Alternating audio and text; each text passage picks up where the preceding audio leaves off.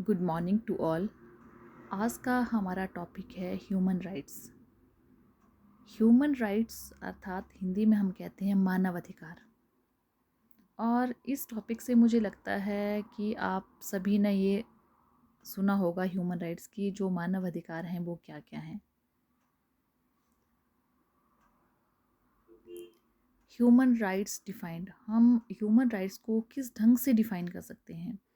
Human rights are generally defined as those rights which are inherent in our nature and without which we cannot live as human beings।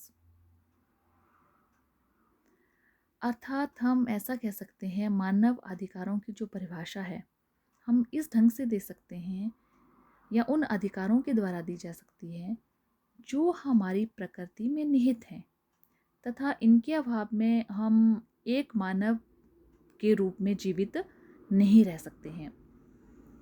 इन अधिकारों को कभी कभी सामान्य अधिकार भी कहा जाता है क्योंकि विश्व के सभी व्यक्तियों के लिए समान रूप से लागू होते हैं। ऐसा नहीं है किसी एक के लिए अलग से राइट्स होंगे। विश्व के जो भी व्यक्ति हैं उन सभी के लिए जो ह्यूमन राइट्स हैं वो होते हैं, इसलिए हम इन्हें सामान्य अधिकार भी कह सकते हैं। या फिर मानव अधिकार वे अधिकार हैं जो साधारण रूप से एक व्यक्ति के पास इसलिए हैं क्योंकि वे मनुष्य है। Human rights are the rights a person has simply because he is a human. या फिर हम इसकी व्याख्या करते हुए ये भी कह सकते हैं कि मानव अधिकार वे मांगे हैं जो अपनी पूर्ण क्षमता के अनुरूप विकास करने के लिए या फिर मूलभूत जो मानवीय आवश्यकताएं हैं उनको हमें पूरा करने के योग्य बनाती हैं।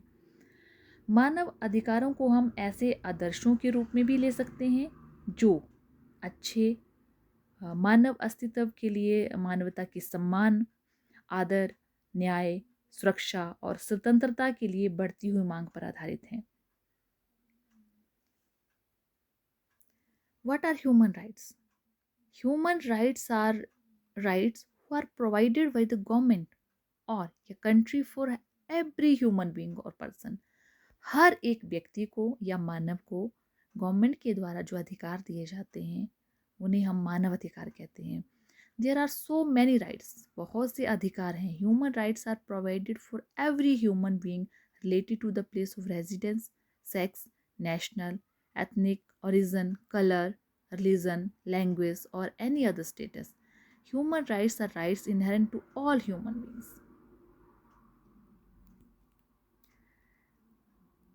इसके अलावा हम ऐसा भी कह सकते हैं कि human rights are the basic standards. ये ऐसा बेसिक स्टैंडर्ड है विदाउट विच, जिसके बिना people can not life in dignity as human beings. जो मानव है वो अच्छे से जीवन, सम्मान के साथ जीवन व्यतीत नहीं कर सकता।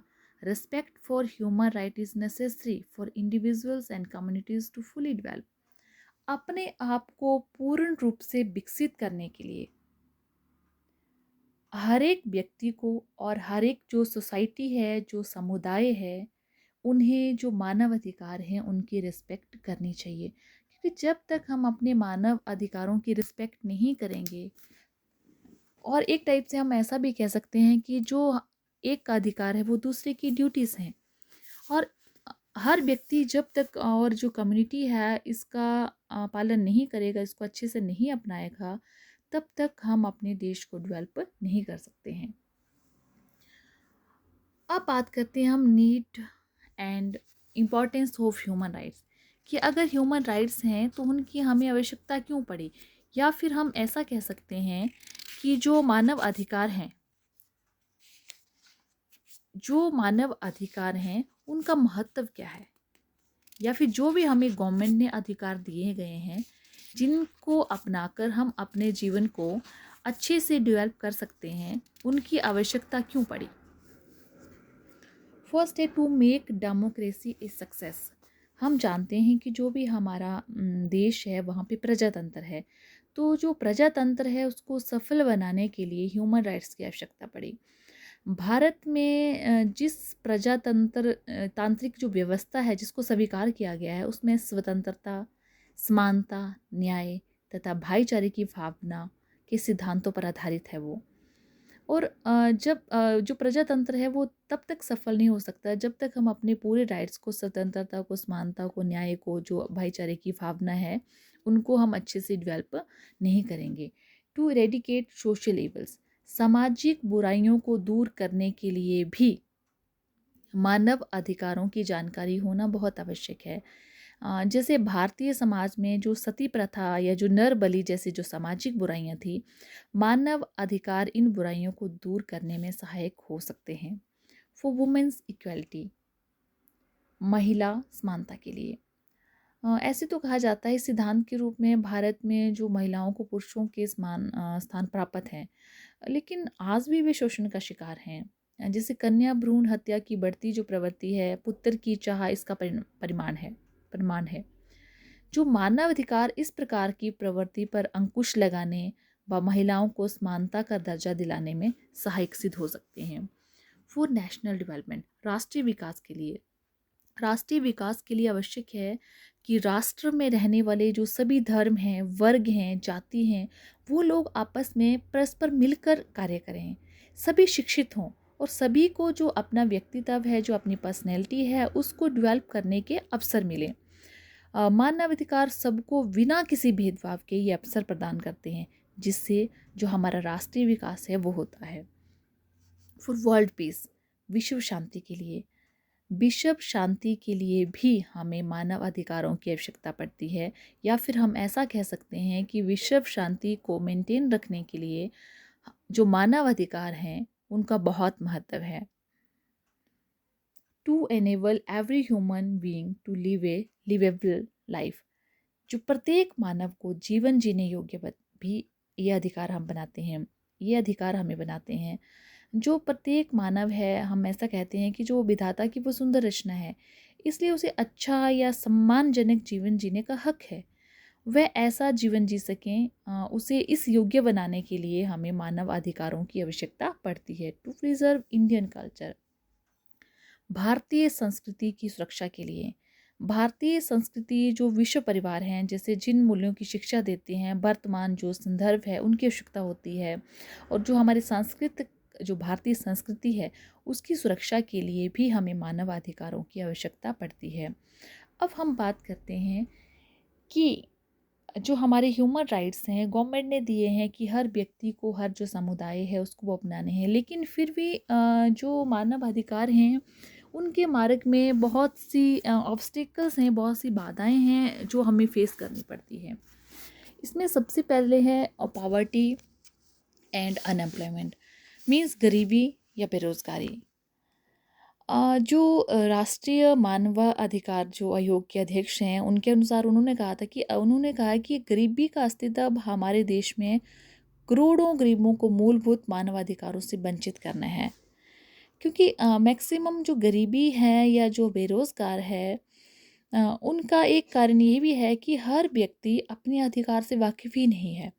जैसे गरीबी ही लोगों को बंधुआ मजदूरी के लिए बाध्य करती है, लेकिन जबकि हमें पता है जो बंधुआ मजदूरी है वो हमारा राइट नहीं है, बंधुआ मजदूरी हम नहीं कर सकते हैं। इसी कारण जो लाखों लोग हैं, स्त्री, बच्चे, जो पुरुष हैं, ऐसी स्थितियों में कार्य करते हैं जहाँ पर उनका शोषण किया जाता है। ठीक है, ये पावर्टी जो गरीबी है, ये सबसे बड़ी बाधा है हमारी ह्यूमन राइट्स में, कि अधिकार तो हमें दे दिए गए हैं, लेकिन हमें अपने अधिकार पता होने के बावजूद भी जब हमें गरीबी और बेरोज़गारी घेरती है तो हम इनका उल्लंघन करते हैं। सुपरस्टिशंस, जो अंधविश्वास है, जो हमें आमतौर पर पता है कि जो भारतीय समाज है वर्षों से जो रहा है रूढ़िवादी और अंधविश्वासी रहा है। अनेक बार तो उनके ये जो अंधविश्वास हैं ये मानव अधिकार के मार्ग में अवरोध बने हैं। जैसे हम नरबलि की घटनाएं ही इसका एक एग्जाम्पल है, या फिर एक हम एग्जाम्पल लेते हैं जैसे 12 अगस्त 2002 को तमिलनाडु के गांव में 2 स्थानीय देवियों को प्रसन्न करने के लिए 106 छोटे बच्चों को उनके माता पिता द्वारा जमीन के नीचे 60 सेकंड तक दबा कर रखा गया। ये अंधविश्वास है। और ये जो आयोजन है एक बड़ी भीड़ के बीच संपन्न हुआ था और इसमें तमिलनाडु के एक मंत्री भी उपस्थित थे।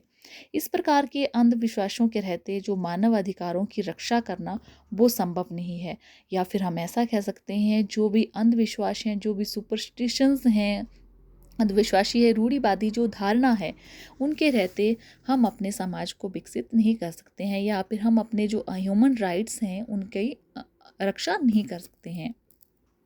नेचर ऑफ इंडियन सोसाइटी, भारतीय जो समाज है उसे हम पितृ प्रधान समाज कहते हैं, अर्थात पुरुष महिलाओं को जो अपने अधीन समझते हैं, और जो यही पुरुषों की जो नैरो माइंडेडनेस है, नैरो जो मानसिकता है, इसी के कारण जो यहाँ हजारों या अनेक लड़कियां हैं वो शिक्षा व अच्छे जीवन की सुविधाओं से वंचित रह जाती हैं। यदि इसका विरोध करती हैं तो उन्हें कोई और किसी प्रकार के जो दुष्परिणाम हैं वो भुगतने पड़ते हैं।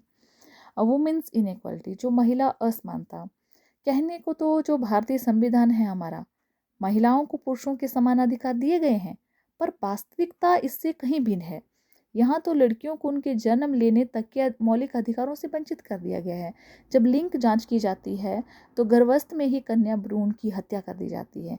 जो जीवित रहती हैं उनसे जो अधिकतरों के साथ लड़कों के मुकाबले बहुत उनके साथ पक्षपात किया जाता है। उनके खान पीन, उनकी जो शिक्षा है उन पर कोई ध्यान नहीं दिया जाता। विवाह के बाद भी उसे परिवार के अन्य सदस्यों की सेवा में अपना जीवन बिताना पड़ता है, या फिर बहुत कम लोग उसके विषय में सोचते हैं।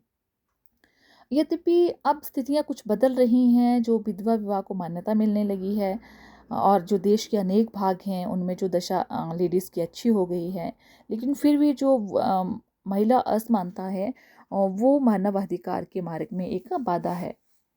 सोशल इविल्स, सामाजिक बुराइयाँ, हम ये सभी जानते हैं कि जो हमारा समाज है उसमें काफ़ी ज़्यादा बुराइयां हैं। जैसे भारत में बाल विवाह, सती प्रथा जैसी सामाजिक बुराइयां जो हैं वो मानव अधिकारों या ह्यूमन राइट्स के मार्ग में बहुत बड़ी बाधा हैं। बाल विवाह के कारण लड़कियों से उनका बचपन असमय छीन लिया जाता है, उन पर जिम्मेदारियों का बोझ डाल दिया जाता है, जिससे उनके स्वतंत्र व्यक्तित्व का विकास नहीं होता। और सती प्रथा यद्यपि लगभग तो समाप्त हो गई है, लेकिन फिर भी इस प्रकार की जो घटनाएं हैं वो कहीं ना कहीं होती रहती हैं। ये भी महिलाओं के अधिकार का ही हनन है। इलिटरेसी, अशिक्षा, अशिक्षा को हम कह सकते हैं कि ये मानव जो अधिकार है उनके मार्ग में बहुत बड़ी बात है, क्योंकि इसके कारण लोग जो मानव अधिकार हैं उनके विषय में जानते ही नहीं हैं। यदि जानते भी हैं तो अपने अधिकारों का हनन होने पर उसके विरुद्ध आवाज़ नहीं उठाते, या फिर चुपचाप शोषण को सहन करते हैं। जानकारी मिलने पर कुछ सामाजिक संगठन ही इसकी मानवाधिकार जो आयोग हैं वो शिकायत करते हैं। एटीट्यूड ऑफ पुलिस अथॉरिटीज़, जो हमारे पुलिस अधिकारी हैं उनका दृष्टिकोण भी हमारे जो मानव अधिकार हैं उसके मार्ग में बहुत बड़ी बाधा है। क्योंकि यद्यपि जैसे जो राष्ट्रीय मानव अधिकार जो आयोग है पुलिस अधिकारियों की सोच को बदलने की दिशा की ओर महत्वपूर्ण कार्य कर रहे हैं, लेकिन अभी भी उनके द्वारा जो 3rd डिग्री का प्रयोग जारी है। पुलिस हिरासत में होने वाली जो मौतें हैं वो इसका परिमाण है। जैसे वर्ष 2000 के पूर्वार्ध में जो 488 से अधिक लोग जो हैं वो पुलिस हिरासत में मारे गए थे। इसके अतिरिक्त जो भारतीय जेलों में कैदी जिन स्थितियों में रह रहे हैं ये मानवाधिकार के ही प्रतिकूल है। पॉल्यूटेड सोशल एनवायरनमेंट, जो हमारा सामाजिक वातावरण है वो बहुत ही ज़्यादा दूषित है। आज हमारा वातावरण अत्यंत दूषित है, जैसे अपहरण, हिंसा, महिलाओं के साथ बलात्कार, ये जो घटनाएं हैं घटती जा रही हैं। महिलाएं चाहे घर में हैं या दफ्तर में, अस्पताल या कहीं भी सुरक्षित नहीं हैं, और कानून के रक्षक भी यहाँ भक्षक बन जाते हैं। दुख का विषय तो ये है कि इस प्रकार की घटनाओं को देखकर भी लोग अनदेखा कर देते हैं। दहेज के लालच में भी महिलाओं को कई प्रकार की अमानवीय यातनाएं दी जाती हैं। तो मेन कहने की बात है कि जो ऐसे अधिकार जो हमें गवर्नमेंट के द्वारा दिए गए हैं जिनसे हम अपने जीवन को अच्छे ढंग से जी सकें, उन्हें मानवाधिकार कहा जाता है। लेकिन कुछ एक इसके मार्ग में ऑब्स्टेकल्स हैं, जैसे गरीबी है, बेरोज़गारी है, अशिक्षा है, कि हमें अपने इन जो अधिकार हैं उनके बारे में नॉलेज ही नहीं होता है। और इसके साथ साथ इनकी इम्पोर्टेंस भी है। इम्पोर्टेंस के बारे में भी हमने पढ़ा कि अपनी जो हमारे प्रजातंत्र है उसको सफल बनाने के लिए, या फिर जो सोशल इवल्स हैं उसको रेडिकेट करने के लिए, उनकी बुराइयों को दूर करने के लिए, जो महिलाओं को समान देने के लिए, राष्ट्रीय विकास के लिए हमें ह्यूमन राइट्स की आवश्यकता पड़ती है। Thank you.